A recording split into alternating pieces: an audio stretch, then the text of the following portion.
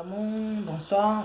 Je fais un gros big up à Bekanti 225, un gros big up à Dieu et ma force, un gros big up à Lala, un gros big up à mon adjudant Zara Zarafa, pardon, un gros big up à mon manager et un gros big up à tous mes amours, ceux que j'ai pas cités, ceux qui me portent en cœur, ceux qui me suivent et qui m'encouragent vraiment. Je vous embrasse très fort.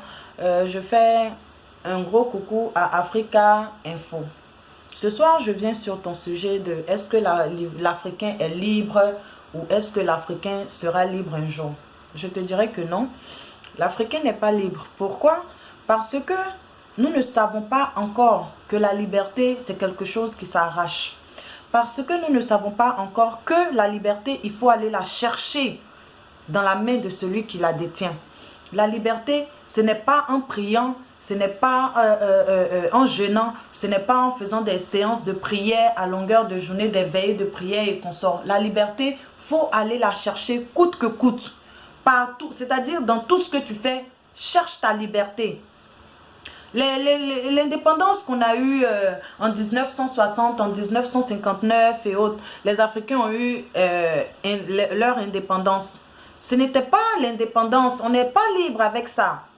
Ça, nos chefs d'État, en leur temps, ont fait des compromis avec le maître, avec les Occidentaux, avec le colonisateur. Ça a été des compromis, ce n'était pas des libertés, ça a été des compromis. Je vous donne ça, vous me donnez ça. Vous êtes garant de tout ce qui se passe, comment on va dire ça, dans mon pays. Vous avez le droit de veto sur ma monnaie. Vous avez le droit de veto sur même mon peuple, sur les élections et consorts. Et c'est comme ça qu'ils se sont permis de venir signer des soi-disant l'affranchissement des Africains. Et on va dire quoi, indépendance, nous tous on était contents, ne sachant pas que en dessous, il y avait plein de compromis, il y avait plein de choses qui se sont passées. Ça, c'est de un. Et de deux, je dis que l'Africain n'est pas libre. Pourquoi? Parce que nous-mêmes, qui sommes Africains, on passe notre temps à vouloir copier le colonisateur, à vouloir copier le maître, à vouloir faire comme lui, à vouloir manger comme lui, à vouloir s'habiller comme lui, à vouloir même paraître même comme lui. Ça fait que déjà même inconsciemment, nous ne sommes pas libres. Dans notre tête même, on n'est pas libre. Donc, du moment où on ne se dira pas, où on ne va pas briser ces barrières-là, où on ne saura pas que vraiment nous ne sommes pas libres, malgré qu'on se promène banzan, sans chaîne, malgré cela, on n'est pas libre. Tant qu'on ne se dira pas ça, tant qu'on ne brisera pas la barrière qui fait qu'on n'arrive pas à réfléchir là, on ne sera pas libre. Regardez, j'ai vu un documentaire qui s'est passé en Afrique de l'Est.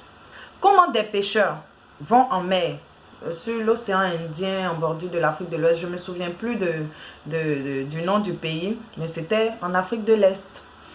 Des pêcheurs vont en mer, ils trouvent un singe en or, statuette de singe en or.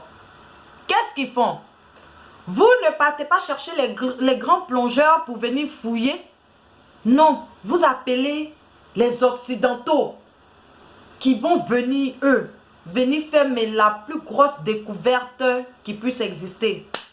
Mais de ces statues en or, de ces statues en ivoire, de ces statues, de ces pierres mais précieuses, mais Seigneur Dieu.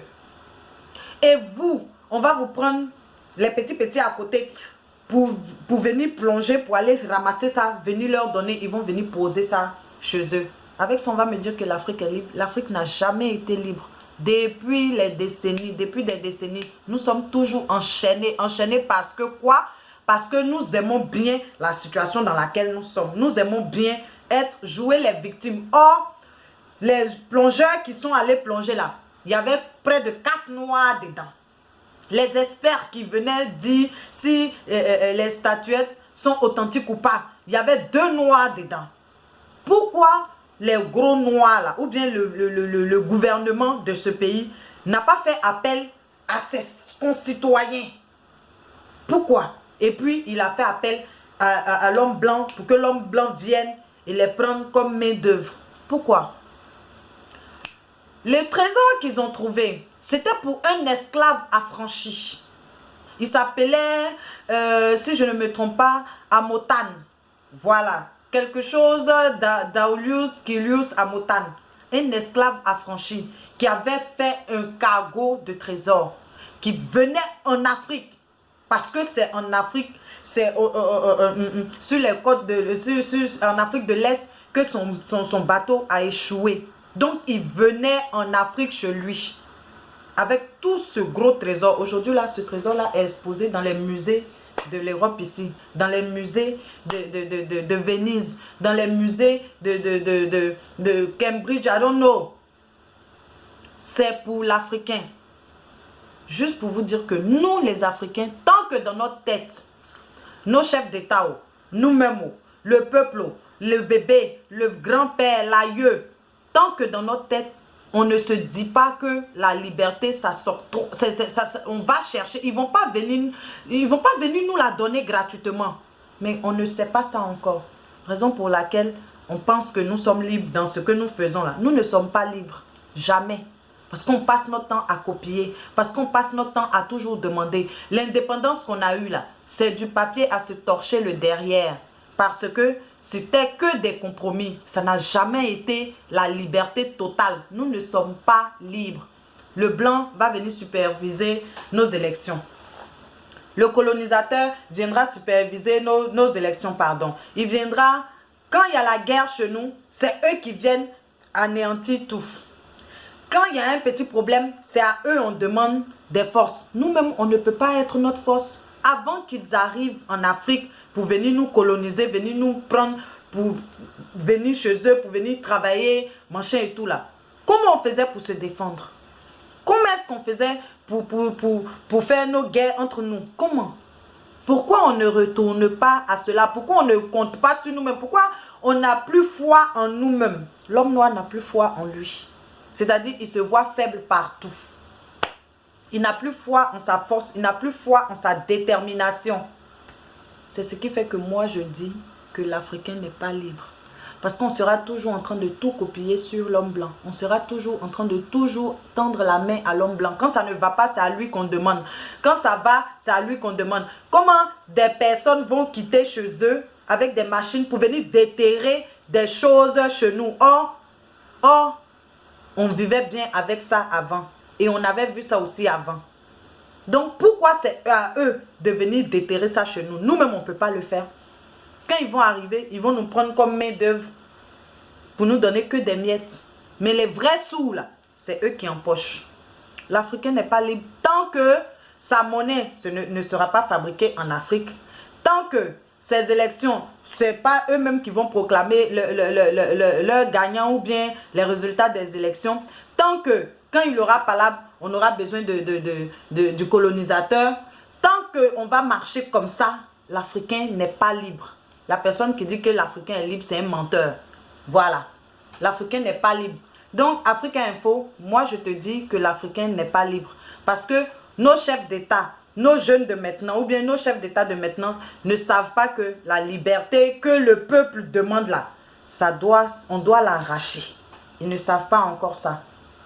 Pour eux, ils pensent que c'est les compromis, les Bougnaguassou. C'est-à-dire, le problème est là, Baoulé dit Bougnaguassou. Le problème est là, au lieu de le résoudre, tu fermes.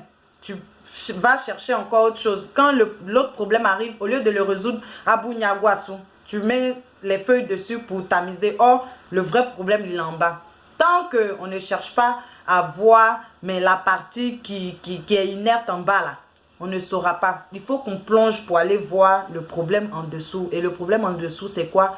Dans notre tête, on pense qu'on est libre. On n'arrive pas à briser la barrière là, de l'infériorité. La barrière de on est petit, on est africain, on n'a pas d'armes, on ne peut pas se battre avec eux.